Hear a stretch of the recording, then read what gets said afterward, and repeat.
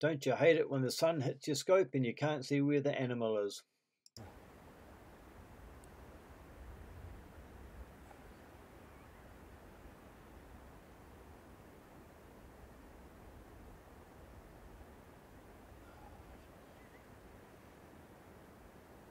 won't be always to scorn to the crevice. Yes.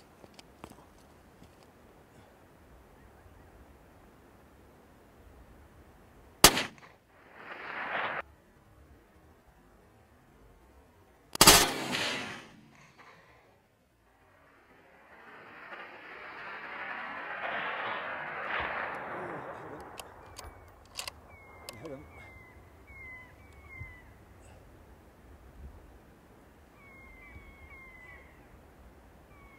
Looks like that shot got him because he's stumbling a bit. I just missed with that second shot as he fell back against that cliff face. Just waiting for the roll. Any second. Yep, got him. Good shot. There he is. Down. Going down. See him? Yep. Oh, he's rolling. 400 yard smackaroos. Good old 308 from camp. Well, we'll whip over there and grab his head off. We've got like half an hour before the chopper here. Quick! Grab a head.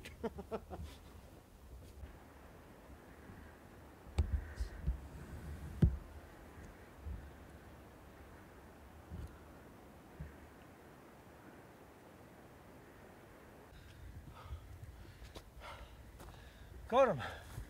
400 yardie. 14 incher. Whoa. Stoked, man.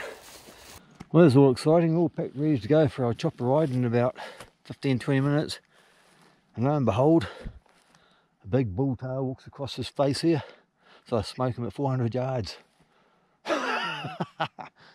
Nice big bull after all our efforts. He got badly broomed here, look at that. I roughly counted the rings on this bull. He turned out to be about a 10-year-old. Bit of an old battler and a lot of character. A good trophy bull to take. Alright, so we're all packed up and ready to go. We're just waiting for the chopper to come and pick us up. It's 11:35 or something like that. 11:30. 11:30. And we are ready after a wonderful trip. Wonderful time in the mountains hunting tahr.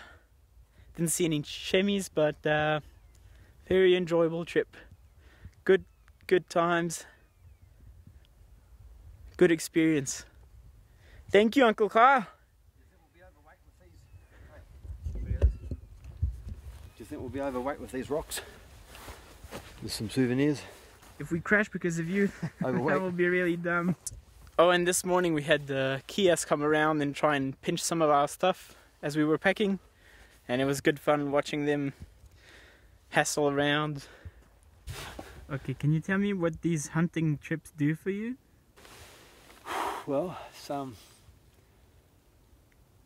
hunting trip like this is just getting out into the wilderness and really enjoying nature. I mean, if we get an animal, it's a bonus, you know. It's I just love looking at the mountains and the snow, scenery.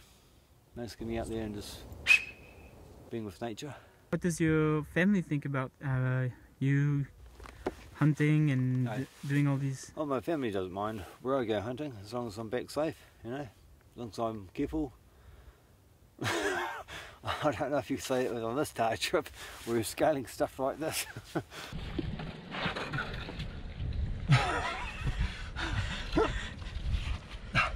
Hey! Bit of climbing.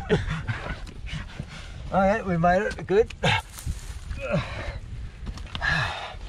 Don't try that at home.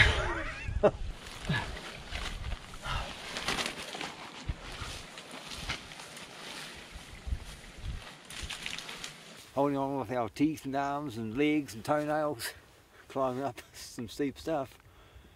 But yeah, as long as I'm home safe. How much preparation goes into a trip like this for 5 days? preparation for a trip like this can go for months really. You've got to organise stuff, get gear ready, make sure your gear's running well. There's no point going to the hills with your gear's broken, so it can take months of preparation for a trip like this. How long would you usually go for hunting for trips like this? Oh, on trips like this you could hunt anywhere from 3 to 10 days. It depends how you're feeling, what the weather's doing. No point being stuck out in the tops like this if it's going to have snow for 5 days. You'll be tent bound for, no one wants that, so it's all weather dependent, What seasons of the year are important for a hunter like you? Well, for me, hunting all year round. So I hunt for food, I hunt for trophies, I hunt for both. So certain times of the year are different. So this time of year, well, we're in June at the moment, mid to late June, the Tahr rut and the chamois rut. So it's a good time to get out into the hills. And you've got your rut there for Tahr and chamois. March, April, you've got the deer, the deer rutting, so it's a good time to get out. But in winter time, generally there's not too many people getting out because it's all cold and rainy and people don't like to get cold and wet. So they stay indoors and all the tough guys get out there in the hills. I don't tend to hunt much in the summer because meat goes off a lot faster and there's lots of flies and it's just too hot around the hills. I'd rather rug up warm and keep warm and take all your clothes off and still be hot, you know what I mean, in the bush. So, and the grass, the vegetation in the bush is always dry in the bush. It's very hard stalking in the bush. So I prefer my winter hunting really. Yeah. What's the advantage of flying in instead of hiking up? Well, the advantage of flying to a spot like this, you don't have to carry your gear up to the tops. You can have a few comforts now. You can carry up some nice food and cookware and all your clothes and gear. Yeah, the advantage is you can carry heaps more gear up here. If you got to walk up, you pack and you travel very light. So yeah, the big advantage of flying in. What's unique, you would say, about hunting tahr? Well, tahr hunting in New Zealand is very unique because there's not too many places in the world where you can hunt wild tahr. So New Zealand is very fortunate in that manner. So yeah, we're quite blessed in New Zealand here to hunt tahr. Extraordinary animal to hunt. You've got to have your wits about you. You've got to watch the weather. You've got to become a tahr if you want to hunt tahr. You've got to hunt in their terrain, so it's not for the faint-hearted hunting tahr. Not everybody wants to do it, and not everybody that has done it want to do it again because it's just too hard for them. So it toughens you up. Can you tell us about your different weapons you used on this trip and what you like about each? Yeah, I took my 308 and the bow, as you'll see. So shooting with the rifle's a lot easier. You can just find your target, range it and shoot it, and hopefully it'll drop.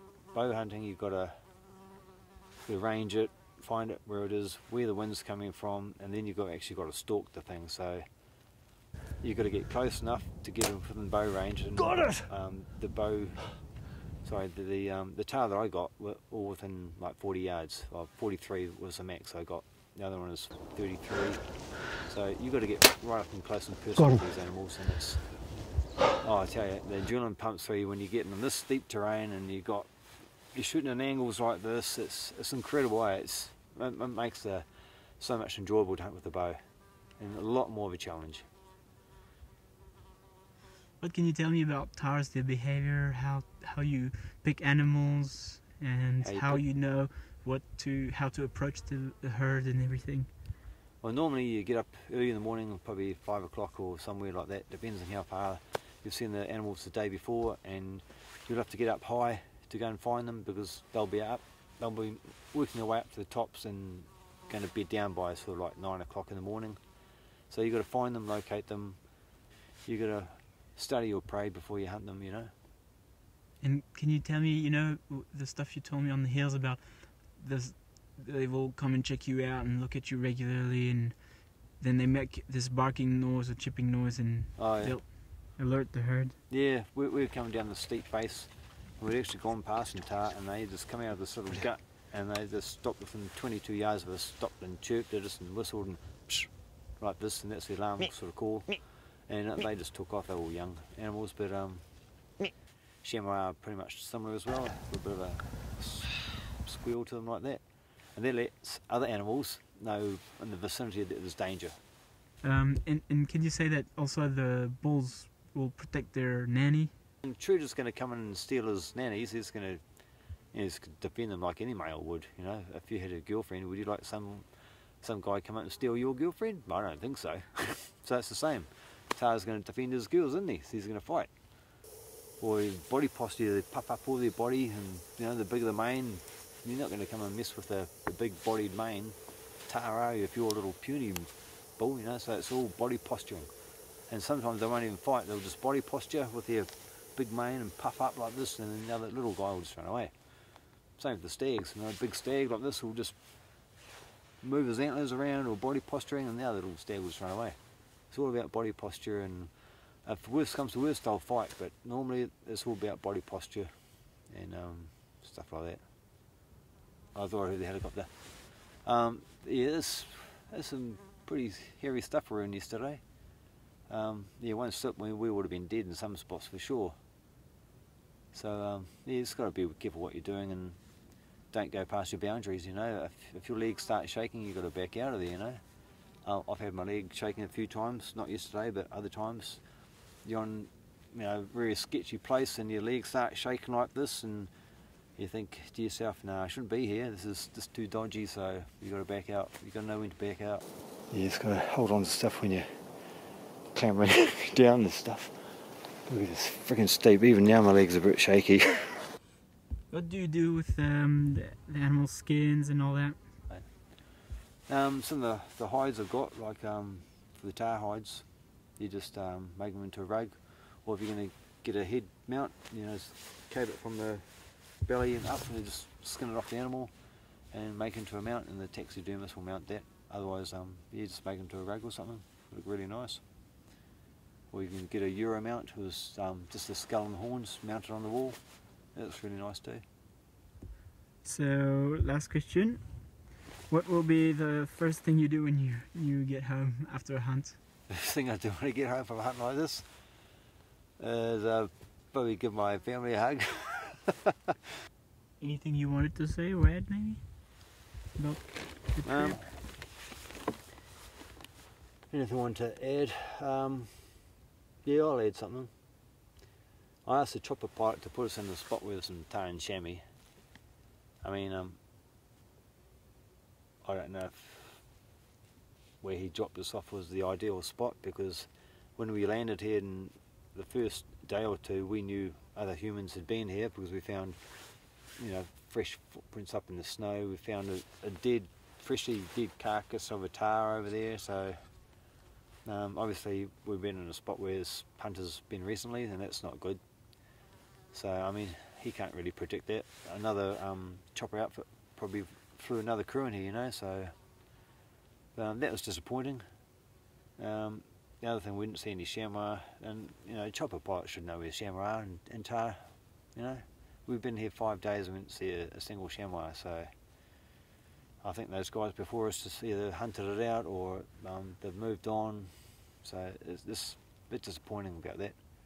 But we've managed to bag a few animals, so that makes the trip worthwhile anyway. Oh, I'm going to miss the hills when we go and fly out of here. It's just lovely in here, eh? Especially bluebird days like this. There's hardly any breeze, you know, blue skies. This is perfect Tahr hunting weather, eh? Or chamois hunting weather, alpine hunting weather. Just love it. I mean, look at those mountains, guys. Just look at them. That's our view every day. It's incredible. We're blessed to be hunting this country. Well, you could easily hunt that, I reckon. It's probably not that bad, but you wouldn't want to fall. It just looks steep.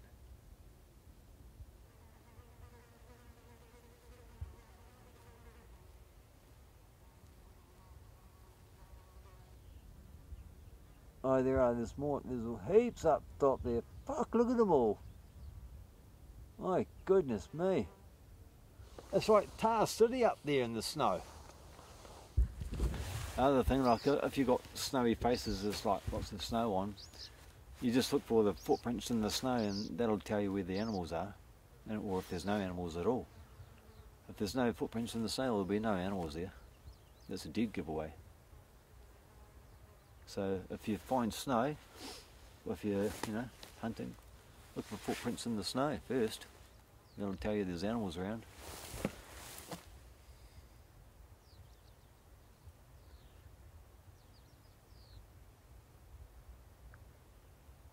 Or humans, for that matter. Look at them all up there. Go to the highest point. No, not the highest rock, but just go to the left. Yeah, I know. There's tons up there. There's our chopper.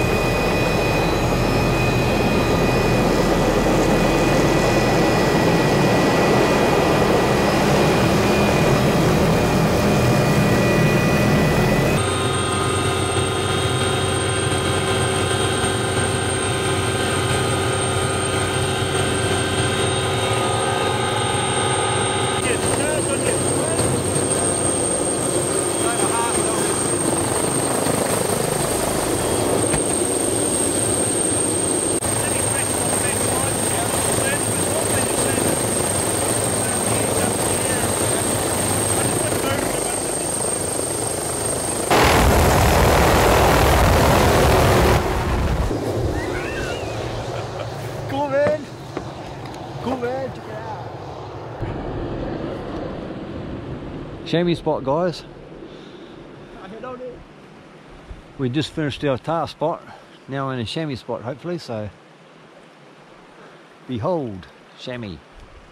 Right, I've just arrived at our new camp location, and we're on this hunt. We're going to hunt some chamois. So, got some decoys we'll take with us, and we'll see what prevails. Let's go.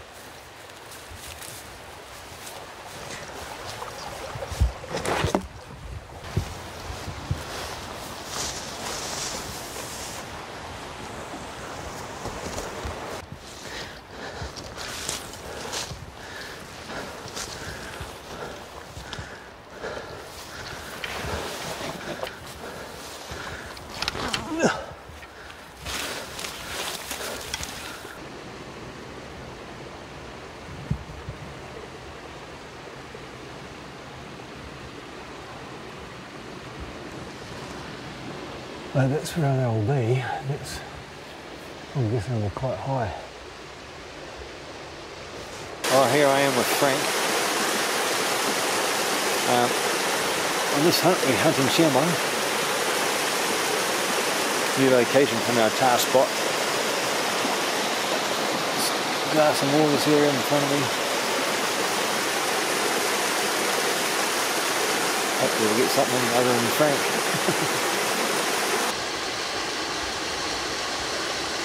Right, I've set old Frank here. Spied a chamois from way back there. I've made about, I don't know, 700 metres on him, I suppose. He's, I'll just show you where he is.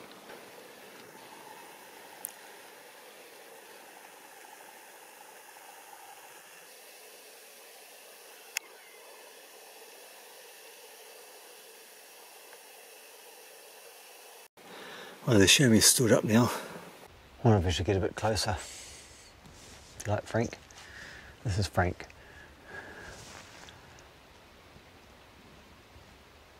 As it was getting towards the end of the day, we decided to leave this buck and come and try and find him tomorrow.